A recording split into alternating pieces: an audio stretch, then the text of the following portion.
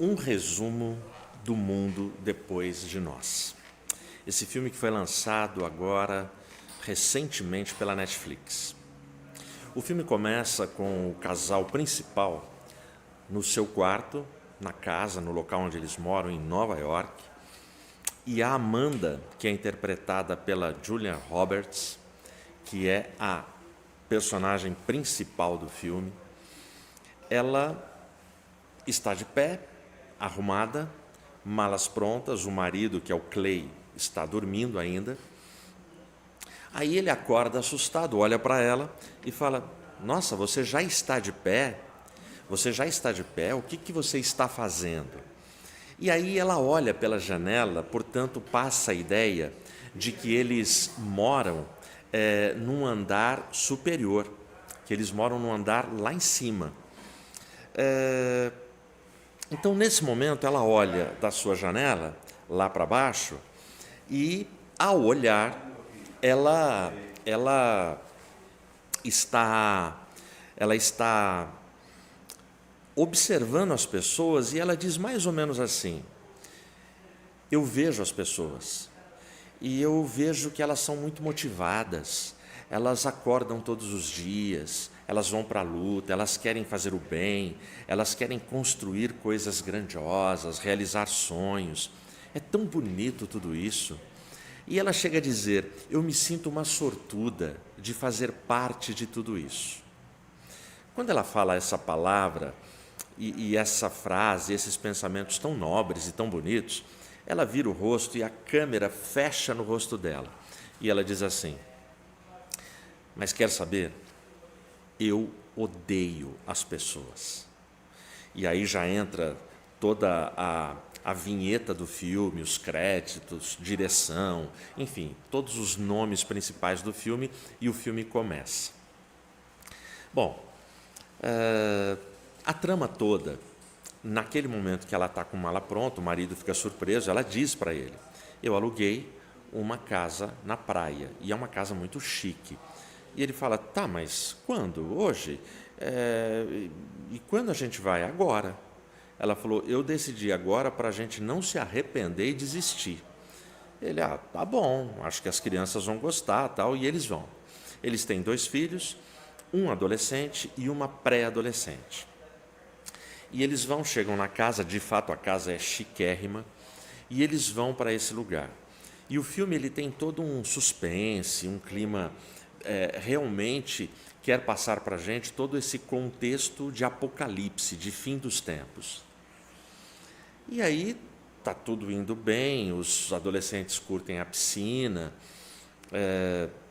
começa a falhar a televisão, falhar o celular, o sinal está fraco, e eles estão próximos de Nova York, mas distantes ao mesmo tempo do burburinho e da agitação da cidade grande.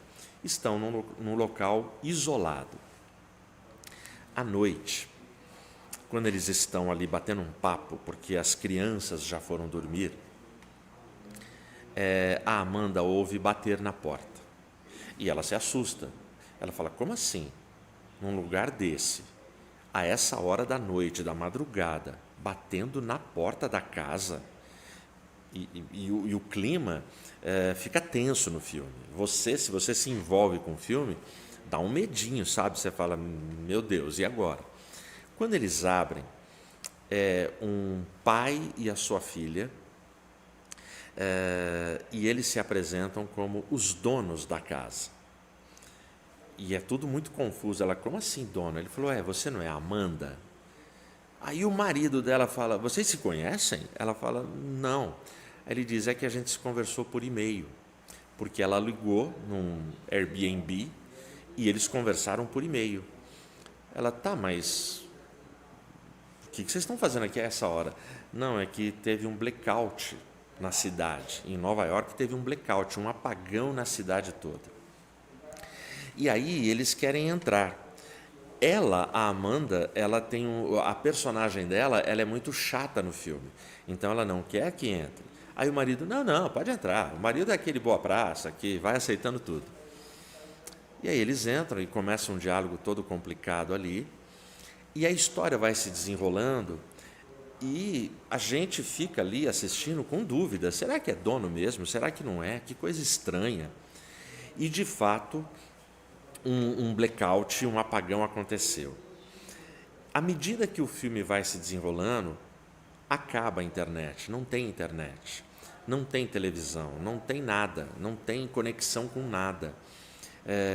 Eles vão ficando à mercê, sem saber o que está acontecendo.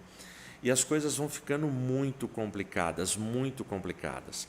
O pai e a filha que chegaram, os donos da casa, eles falam: não, a gente só quer um lugar seguro. A gente escapou da cidade porque eu moro no 14º andar, sem energia, eu não conseguiria subir. Então ele vai para a casa dele de campo, ele fala: eu devolvo o dinheiro, não tem problema. Não, mas a gente alugou, vocês não podem ficar aqui. Aí ele fala: não, mas eu devolvo pelo menos $1.000 por uma noite. Aí o marido fala: ô meu bem, $1.000, vamos aceitar, né? Poxa, estou economizando. Aí ele fala: não, a gente pode dormir na suíte que tem no porão. A filha fica indignada: pai, no porão da nossa casa? Filha, e eles vão para o porão. E a história vai se desenrolando. E de fato, teve um blackout. De fato, a internet no mundo inteiro caiu porque os satélites foram abalados. Eles ficam sem TV, sem conexão, sem transporte, caos, caos total. Tem um momento do filme que o marido está tentando ir na cidade e drones gigantes estão passando e parece que é uma fumaça vermelha que está sendo derramada e ele sai correndo e tal, mas na verdade são panfletos vermelhos que caem. Ele pega um panfleto, Morte à América. E eles tentam traduzir, está escrito em árabe. Em outro lugar foi despejado panfletos escrito em chinês, japonês. E eles concluem assim: nós temos muitos inimigos. A gente, ao longo da história, nós fizemos muitos inimigos. A menina, a Rose, que é a pré-adolescente, ela está brava porque a série favorita dela, ela não consegue assistir. Como assim? A gente foi para a praia, a gente foi para descansar e a gente não consegue assistir e ter entretenimento. E a série favorita dela é Friends. E ela quer ver o último episódio da última temporada. E blackout, não tem celular, não tem comunicação, não tem nada. De fato, o pai e a filha que chega são donos da casa. E é um cara muito rico, ele é negro, filhinha negra, ele mexe com investimentos, ele tem muita grana e o suspense, ele vai caminhando dessa forma. Para você ter uma ideia, tem um momento que eles estão na praia e estão lá curtindo a praia, a família, os 4, né? E aí a menininha, a Rose, ela fica assim: olha aquele navio, o navio está longe. Daqui a pouco ela: olha, parece que o navio está se aproximando. O navio está longe. Daqui a pouco ela fala: ô mãe, eu acho que o navio está vindo na nossa direção. E é um petroleiro gigantesco. Aí a mãe olha e fala: filha. Aí ela acorda que o pai está dormindo na areia. Dá uma olhada no navio. Não, ele vai parar, vai parar. Um olha para o outro e eles falam: não vai parar. Eles levantam, pegam as coisas, saem correndo e o navio vem para a areia e encalha na areia. É uma cena impressionante. E como esta cena, tem muitas cenas impressionantes, o filme, todo ele, é muito bem dirigido, são cenas muito bem feitas, o elenco, os atores são muito bons, a interpretação de cada um é algo assim impressionante.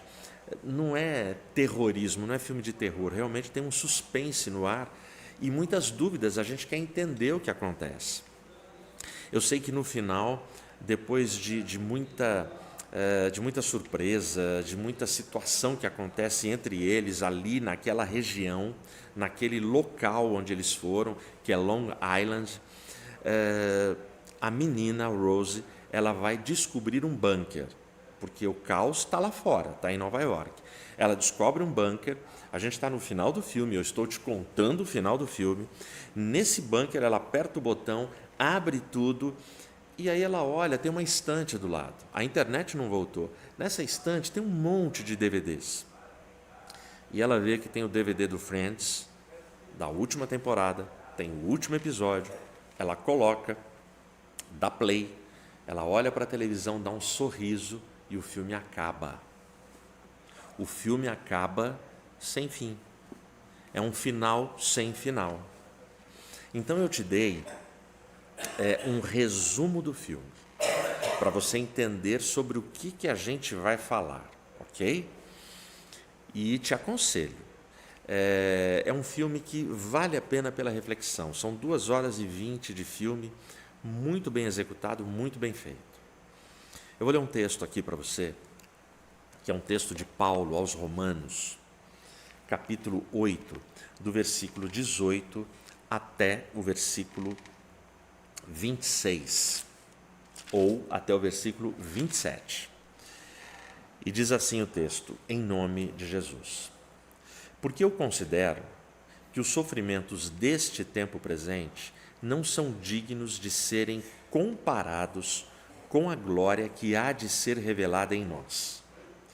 Porque a ardente expectativa da criatura espera pela manifestação dos filhos de Deus.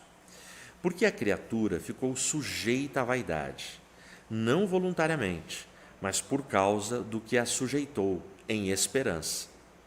Porque a própria criatura também será libertada da servidão da corrupção, para a gloriosa liberdade dos filhos de Deus. Porque nós sabemos que toda a criação geme uníssono, e uníssono sofre dores de parto até agora. E não só ela, mas nós mesmos também, que temos as primícias do Espírito, também gememos em nós mesmos, esperando a adoção, a saber, a redenção do nosso corpo. Porque somos salvos em esperança, mas a esperança que se vê não é esperança. Como, pois, esperançar o que um homem vê? Mas se esperamos o que não vemos, então com paciência o aguardamos. Semelhantemente, o Espírito também nos ajuda em nossas fraquezas, porque não sabemos o que devemos orar como convém, mas o próprio Espírito intercede por nós com gemidos que não podem ser proferidos.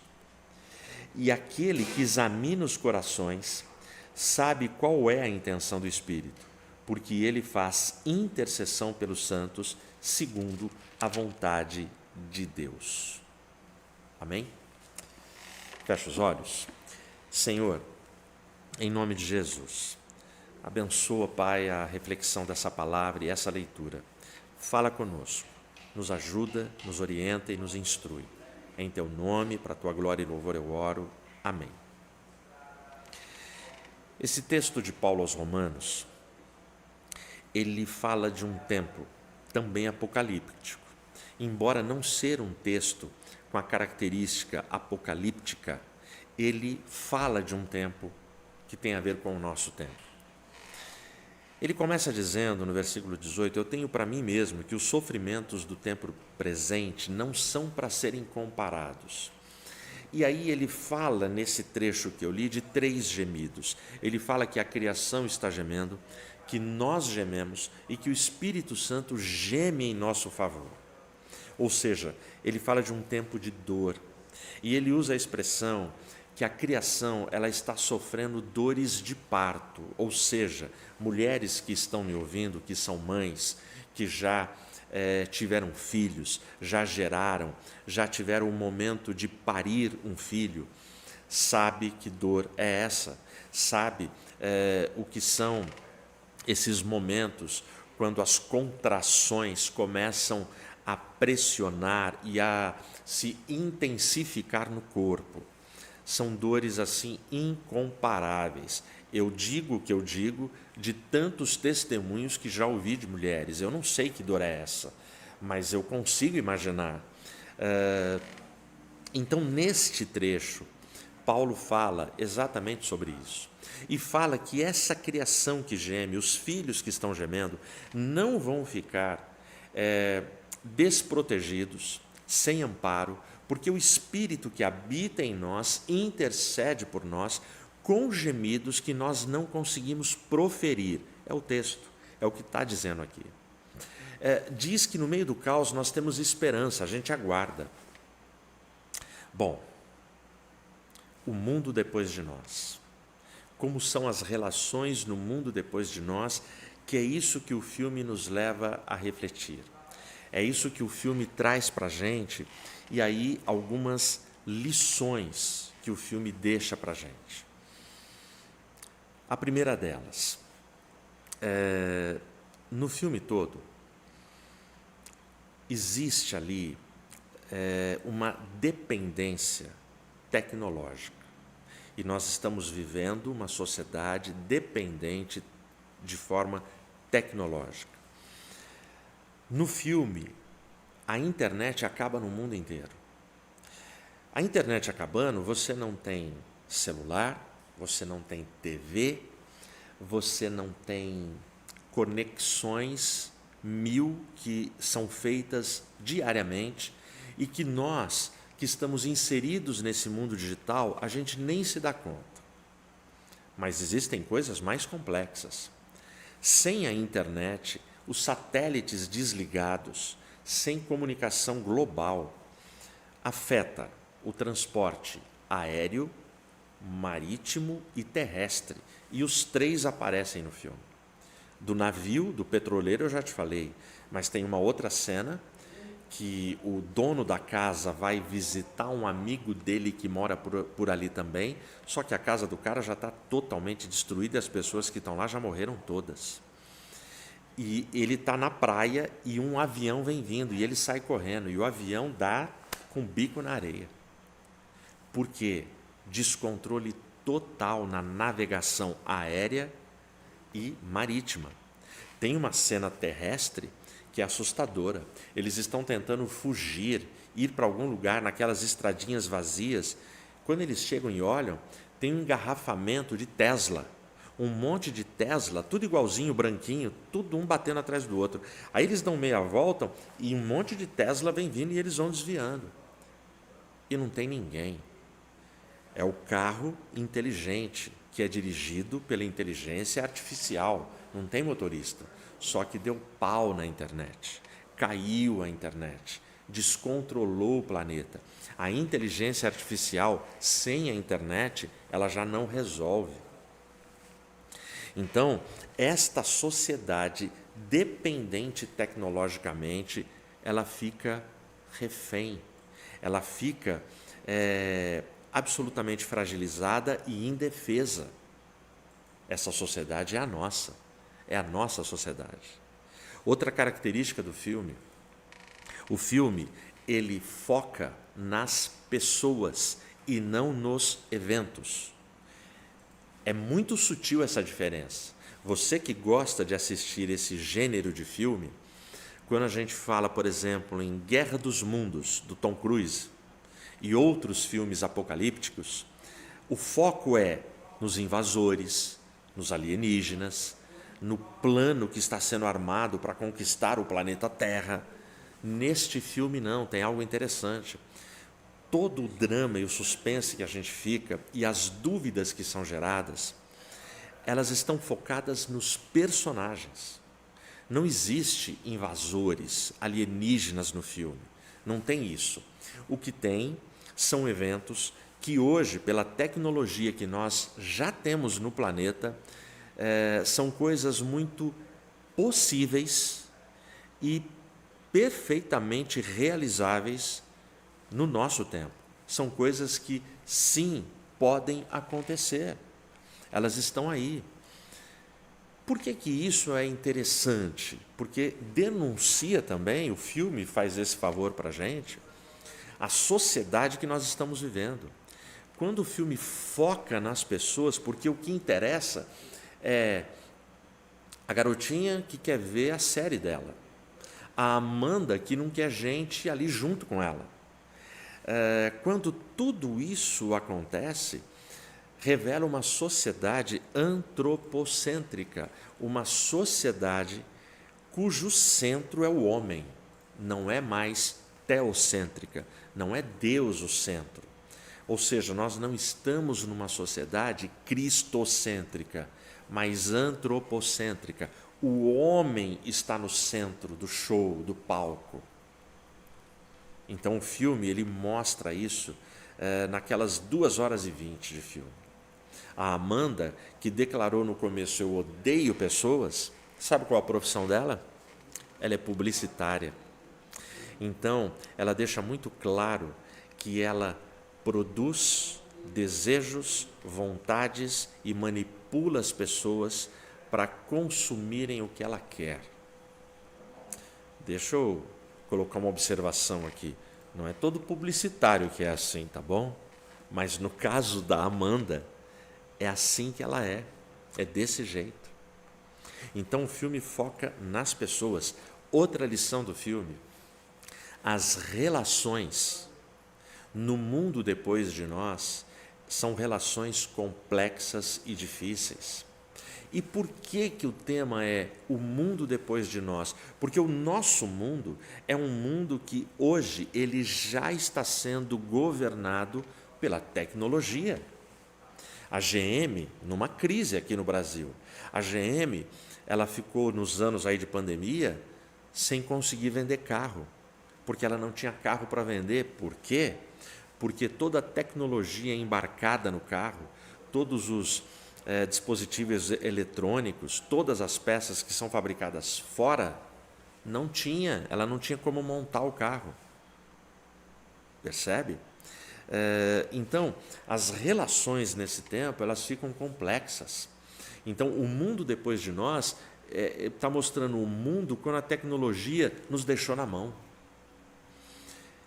E o que o filme mostra?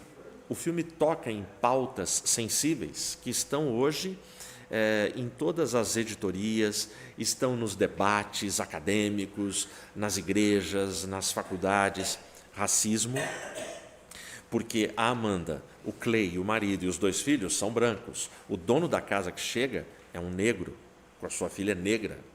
Então ali não fica explícito. E é interessante que o tema não é tratado de uma forma agressiva e assim uma coisa radical. Não, é muito sutil, mas está ali, entendeu? A coisa da manipulação, a coisa dos interesses, o fato de não quero dividir o meu espaço com ninguém, não sei conviver, não quero ter comunhão. Então, o egoísmo está ali entre eles. Eles vivem a insegurança, a desesperança. Tudo isso vai sufocando a gente à medida que nós vamos assistindo o filme. E aí, por último, como mais uma lição dentre muitas que são possíveis extrair do filme, a geração Z, que ali é representada pela pré-adolescente e pelo adolescente, é uma geração absolutamente alienada. Presta atenção, o mundo está acabando. Tanto é que eles, lá da praia, tem um momento que eles estão vendo a costa onde está Manhattan, Nova York, e eles estão vendo explosões na cidade. Ou seja, não tem internet, não tem comunicação, só tem dúvidas, perguntas que não são respondidas no filme. Os pais estão desesperados, eles estão sofrendo assim, situações. Por exemplo, tem um momento no filme que aparece um cervo no jardim da casa. Só que esse cervo fica aparecendo e daqui a pouco aparece 200 cervos, é um negócio absurdo. E o cervo, de um animal manso, ele passa a ser um animal agressivo, mostrando a decadência humana. Então tem muitos símbolos no filme. Tem um quadro atrás da cama de casal na casa que eles alugaram, que é um quadro de um mar calmo. Mas à medida que o filme avança, esse quadro, o mar fica bravio. É muito sutil, muita gente não percebe esses detalhes ao assistir o filme, porque o filme tem muitos símbolos e muitos elementos. Então, é uma situação assim, a geração Z. Pô, o mundo está acabando, mas a preocupação da menina é Friends. Ela não consegue estabelecer uma conexão com a família dela. A família dela está no presencial, a família dela está ali com ela, eles estão numa casa linda, na praia.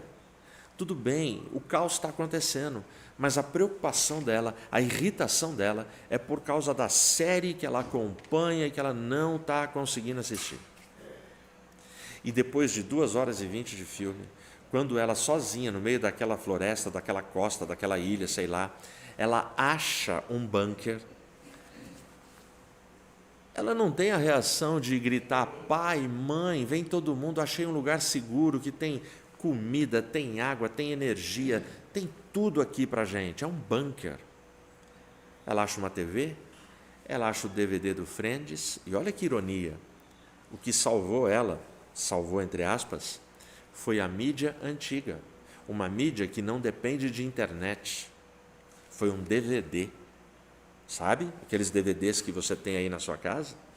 Então ela pega o DVD, ela coloca o DVD e dá play. Aí aparece o rosto dela num super close e termina o filme. E ela sorri. É a primeira vez que ela dá um sorriso autêntico no filme, porque agora ela vai assistir o último capítulo de Friends. Ela tem 13 anos. E o que é Friends? O Matthew Perry,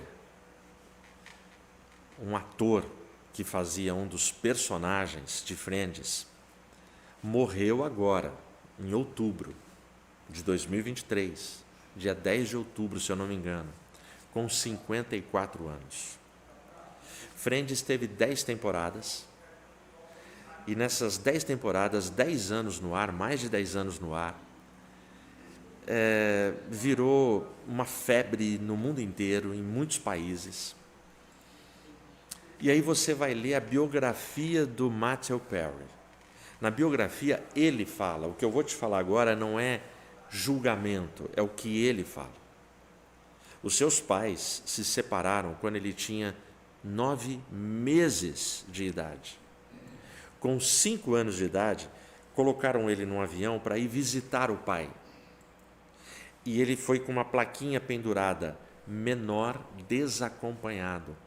Ele diz na biografia dele que aquela plaquinha, e ele com 5 anos de idade, sozinho, viajando para ir visitar o pai que tinha se separado da mãe, ele diz que a sensação que ele teve de abandono naquela viagem perseguiu ele a vida inteira. Ele diz de toda a tristeza dele quando a mãe arrumou um namorado e casou-se novamente. E ele fala na biografia dele dos milhões de dólares que ele gastou com terapia, com álcool, com drogas e com mulheres. E nada disso, esses milhões de dólares, não preencheram a solidão, a sensação de abandono e o vazio que ele tinha. Nada disso ajudou. E ele consumiu drogas legais nos Estados Unidos. Drogas legalizadas, coisas legais foi o que ele consumiu. E os milhões de dólares dele não resolveram. Ele foi encontrado morto na banheira da sua casa. Até hoje não se sabe exatamente o que aconteceu. Mas ele foi encontrado morto na banheira da sua casa agora em outubro.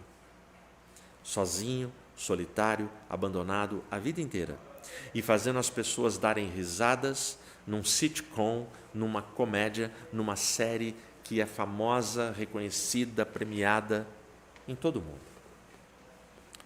E o que Friends comunicou durante 10 anos? Todos os valores que se opõem à fé cristã estão contidos nesta série. Todos. Eu vou te dar apenas um exemplo. Eu podia aqui soltar uma lista enorme, mas um exemplo. Pornografia. Existem episódios onde os personagens da casa de Friends, como a TV a cabo cai, não tem como sintonizar em outras coisas, eles conseguem sintonizar num canal pornô e eles ficam um episódio inteiro dando risada de pornografia. Ah, pastor Ed, mas eu assisti, sou fã de Friends e eu não faço o que eles faziam. Eu tenho filtros. Ok, você pode não fazer o que eles faziam e eu acredito em você. mas uma geração foi formada e deformada pelos conceitos de Friends. Você pode não fazer o que eles faziam, mas deixa eu te dar uma notícia. Como você consumiu 10 temporadas e deu risada do que não deveria ter graça para quem tem a fé cristã, você foi preparado para tolerar e aceitar muitas das coisas que foram propagadas por Friends, porque a tua mente foi amaciada, foi massageada e muitas coisas foram normalizadas. Nós temos cristãos dentro das igrejas, líderes, ministros, pastores, que eles já estão preparados para aquilo que os filhos podem escolher e vir a ser daqui a pouco, fora do caminho cristão. Porque eles foram preparados não apenas por Friends, mas por um monte de coisa que eles engoliram, que eles consomem, e está tudo certo. E é uma pena. É uma pena porque daqui a pouco essas crianças, adolescentes, também vão querer consumir Friends. Só para você entender, agora na pandemia, a série mais assistida durante o Fica em Casa foi Friends. Todo mundo quis rever as 10 temporadas. O cara está em casa, ele está com tempo. E valores cristãos foram atacados e são atacados. Porque o humor tem esse poder. As pessoas estão rindo, é legal, é engraçado. E eu não nego que seja. Nunca assisti um capítulo, um episódio, porque nunca me interessou. Porque eu sempre procurei fazer esse tipo de filtro, de ler críticas para saber o que eu quero, o que eu não quero, vou consumir, vou perder meu tempo, não vou, como é que eu faço? E para mim, assim, é um negócio revoltante quando eu assisto alguma coisa que para mim foi um lixo, eu falo, puxa, perdi meu tempo. Aí o que eu faço? Para eu não perder o tempo, eu estudo o negócio, vou a fundo, pesquiso, eu quero saber como é que chegaram naquilo, porque pelo menos eu tenho dados e elementos para poder falar contra, falar com base. Então, a garotinha, a geração Z, quer consumir Friends. Ela quer, o mundo está acabando, mas ela quer ver o último episódio da série que ela é fã. Ela não consegue ficar sem. E essa é a geração que nós temos. Uma geração que o mundo está se acabando, os pais estão se matando, mas os adolescentes não estão nem aí. Porque a faculdade, porque os amigos, porque a turma, porque um monte de influenciadores paralelos minam esses relacionamentos. E essas são as relações no mundo depois de nós. E o que a gente faz com tudo isso? O que a gente faz com tudo isso? A gente lê o versículo 28 da sequência, aqui do capítulo 8. Eu li até o 27, Romanos 8. O versículo 28 é famoso, meu e seu. Ele diz assim: e sabemos que todas as coisas contribuem juntamente para o bem daqueles que amam a Deus, daqueles que são chamados de acordo com o seu propósito. Amém? Algumas lições boas que o filme deixa para a gente.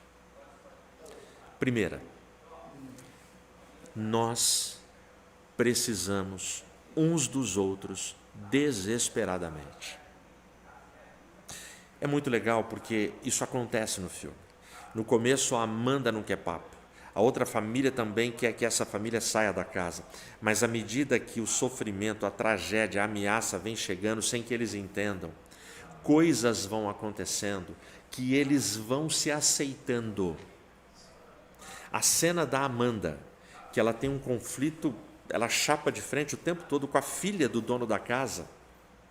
A cena que elas finalmente se reconciliam e se abraçam, eu não vou te contar, é sensacional. Assiste que você vai ver, é emocionante. Então nós precisamos desesperadamente uns dos outros. Eu dependo de você e você depende de mim. Não dá para ser diferente.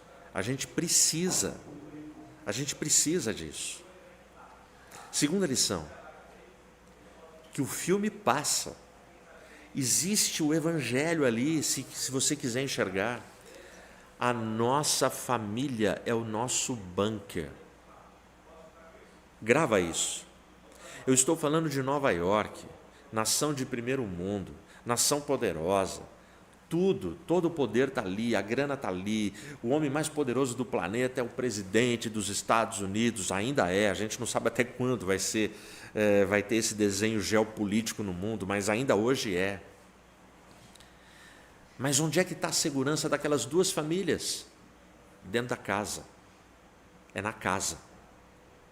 É interessante que quando a Rose, que é a pré-adolescente, ela acha o bunker, sabe o que ela faz? Ela pega salgadinho e come desesperadamente batatinha, Cheetos, salgadinho, liga a televisão. É o bunker. Você tem esse bunker. O Brasil pode estar ruindo, as coisas podem estar se acabando. A nossa segurança é a nossa casa, é a nossa família, são os nossos amados. É aqui que a gente se encontra, é aqui que a gente tem o apoio um do outro e se ajuda. Última lição. A Rose, ela assistiu o último episódio de Friends. E nós? Como será o último episódio da nossa vida? Quando será? Porque isso o filme também nos dá de muito positivo. Porque o filme tem um final que não tem final. Você fica se perguntando, será que os outros chegaram no bunker? Será que os outros também conseguiram encontrar a segurança que a Rose encontrou? Eu tenho para mim que sim, porque aparece uma vozinha de fundo. Rose, onde é que você está? Então eles estavam por perto. E não é um lugar com tantas casas. Eles vão chegar. Então, para mim, todo mundo vai chegar no bunker. E o bunker, para mim, que tem salgadinho, tem batata frita, tem pipoca, tem TV, tem. Eu falei, caramba, tudo isso para chegar na casa. E não teve como eu não lembrar de Josué. Vocês querem seguir a outros deuses? Sigam. Mas eu e a minha casa serviremos ao Senhor no meio do caos. Então, como será o último capítulo nosso? Eu termino com um pensamento de Agostinho de Hipona. Agostinho, ele viveu ali 350, 400 e pouco, terceiro século, morreu no quarto século da nossa era, da era cristã. E ele tem um pensamento que eu acho profundo demais, que o Matthew, o ator de Friends, que faleceu com 54 anos, eu não sei se ele se encontrou com este pensamento de Agostinho, mas é um pensamento que a nossa sociedade ela poderia tentar compreender e abraçar. Agostinho, ele dizia assim: tu nos criaste para ti, porém a nossa alma não encontra repouso enquanto ela não descansar em ti. Entendeu? Você pode ter milhões de dólares para gastar com terapia, com viagens, com isso, com aquilo, mas enquanto você não descansar em Deus, você não terá paz. O apocalipse do mundo depois de nós é uma crítica a essa sociedade que está totalmente digitalizada. Não tem nada a ver com o apocalipse da Bíblia. Passou muito longe. Só que eu e você sabemos que o apocalipse bíblico está se desenhando e está sendo escrito a cada dia. O meu bunker e o seu bunker continua sendo a nossa casa. O bunker da geração de Israel no Egito, na noite da Páscoa, foi a casa, com o sangue nos umbrais das portas. É a nossa casa.